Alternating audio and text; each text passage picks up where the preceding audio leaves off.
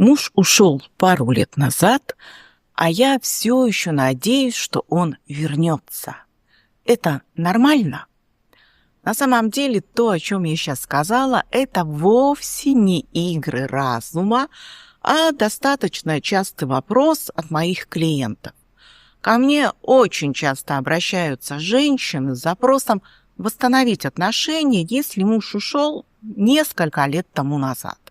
То есть люди развелись, прошли года, а у бывшей жены внутри все еще теплится какая-то надежда, и она живет фантазиями о том, что муж вернется, и все будет как раньше, и она снова будет счастлива. Часто меня так и спрашивают, что со мной не так?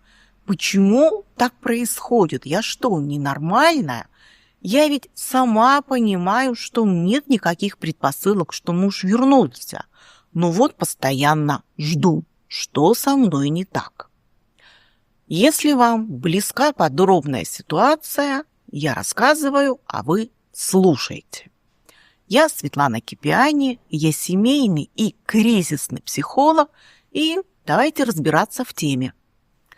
Дело в том, что разрыв с мужем – это не просто какой-то кризис или стресс. Это потеря.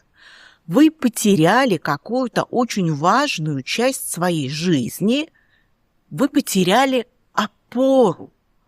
И сейчас все вообще не так, как было раньше. Отсюда внутри наступает хаос, все вокруг рушится. И в этот момент наш мозг делает то, что умеет делать лучше всего. Он ищет хоть какую-то стабильную опору, и ему совершенно не важно, выдуманная эта опора или настоящая. Мозг цепляется за любую картинку, в которой вы будете не брошенная и несчастная, униженная или сломанная, а напротив, у вас все будет хорошо, и вы будете счастливы. И такая картинка, разумеется, находится. Это как раз-таки фантазия о том, что муж вернется, и все будет хорошо. И не просто вернется, а осознает, раскается, поймет, кого потерял, и вернется к вам другим с человеком, и тогда будет счастье. На самом деле крайне вредная фантазия.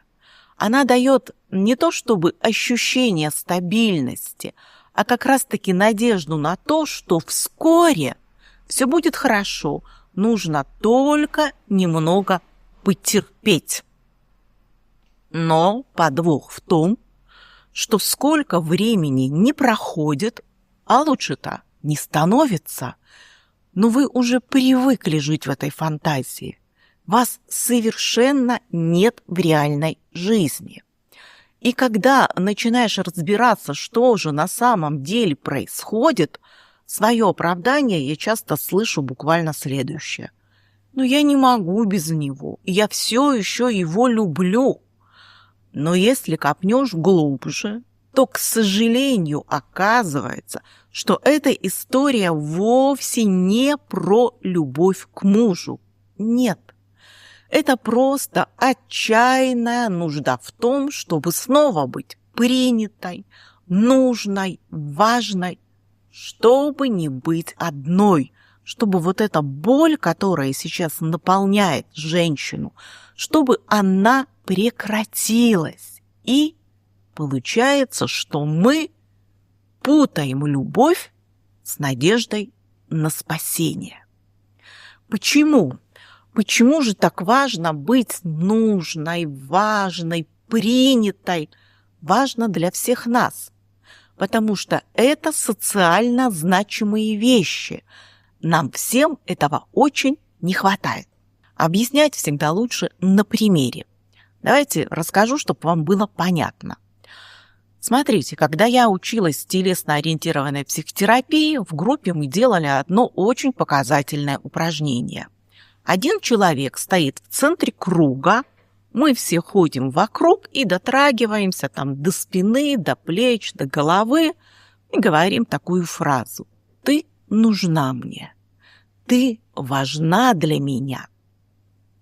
Так вот, вы не поверите, ревели все, кто стоял в центре круга. А поскольку мы все хоть раз стояли в центре круга, то ревела вся группа.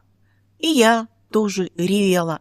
И вот я реву и думаю, а что ж мне сказали-то такого? Вот чего ради я расплакалась? На слух вроде бы ничего особенного. Но на самом деле была задета базовая потребность быть нужным, важным, быть принятым.